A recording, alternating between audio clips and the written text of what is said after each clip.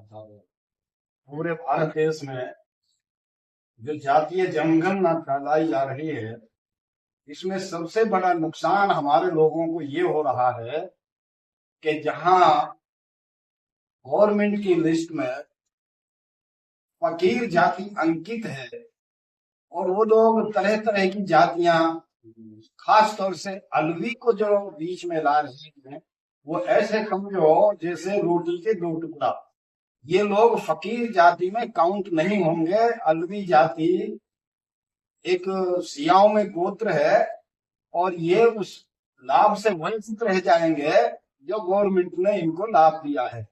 फकीर जाति का नाम जो ओबीसी में है, अगर फकीर के अलावा अगर हम शाह लिखें, साईं लिखें, दीवान लिखें और भी कुछ लिखें तो वो जनरल कैटेगरी में जाएगा, ओबीसी को उनको फायदा नहीं मिलेगा।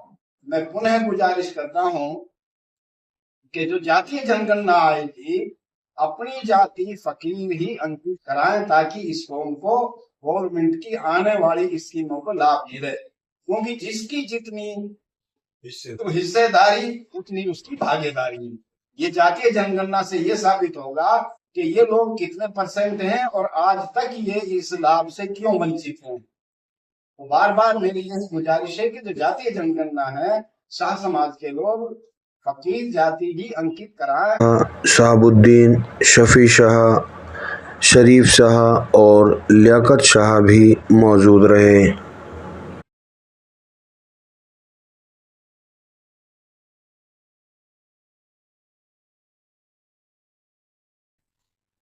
आज राष्ट्रीय शाह समाज महासभा की अलवर में मीटिंग हुई और जिस तरह से पूरे देश में जनगणना 2025 शुरू होने वाली है, उसको मद्देनजर रखते हुए हम लोगों ने ये निर्णय लिया है कि पूरे देश में जिस समाज को जिस जाति से माना जाता है उस जाति को ही अंकित करवाएं।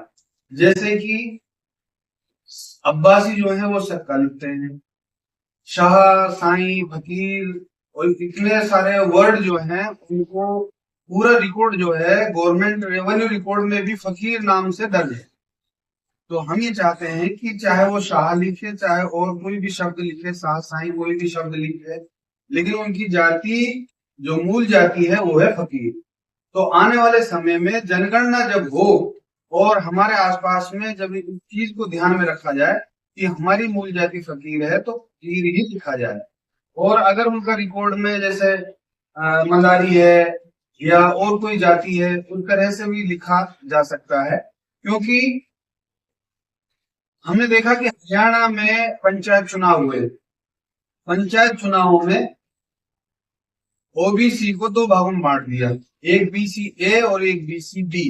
बीसी ए में सक्का, नाई, तीनी, मीरासी, फकीर वो जातियां आई जो पिछले आजादी के बाद से अब तक जो पिछड़ रही थी, उन जातियों को उन्होंने शामिल किया।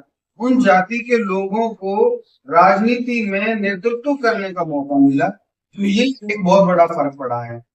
आने वाले समय में विधानसभा और मेंबर ऑफ पार्लियामेंट, सांसद के भी ओबीसी के हिसाब से ही अलग से कोटा बनने वाला है, ऐसी उम्मीदें जताई जा रही है। तो अगर आप लोगों ने दूसरे शब्द यूज किए या आप उन शब्दों को यूज कर रहे हो जो रेवेन्यू रिकॉर्ड में आपका था ही नहीं, तो वो से चेतावनी है कि आप लोग उस चीज से महसूस हो जाएंगे। तो मैं उन सभी जाति के लोगों से कहना चाहूंगा कि इस वीडियो को ज्यादा से ज्यादा अपने लोगों तक पहुंचाए कि जो जिस मूल जाति है उसी को ही जनगणना में अंकित किया।